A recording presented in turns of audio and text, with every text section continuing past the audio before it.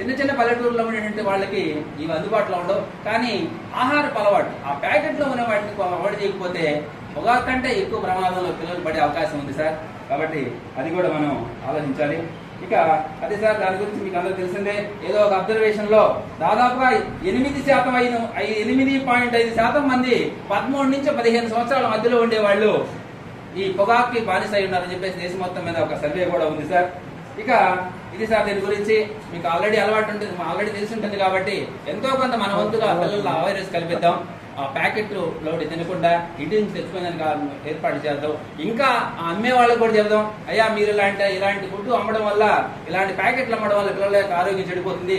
కాబట్టి ఇదిగో ఇలాంటి నువ్వులు ఉండలు అమ్మండి, లేదా వేరుశనగ వడ్డలు అమ్మండి, ఇలాంటి మంచి మంచి వాటిని అమ్మండి, మీరు అమ్ముకోవడానికి పర్మిషన్ ఇస్తాం, పాఠశాలలో పెట్టుకోవచ్చు మీరు కూడా అని చెప్పి వాళ్ళని కూడా కొంచెం ఆ వైపుగా వాళ్ళని మోటివేట్ చేసి చేసుకోవడం వల్ల వీళ్ళు అవే తినేదానికి అవకాశం ఉంది.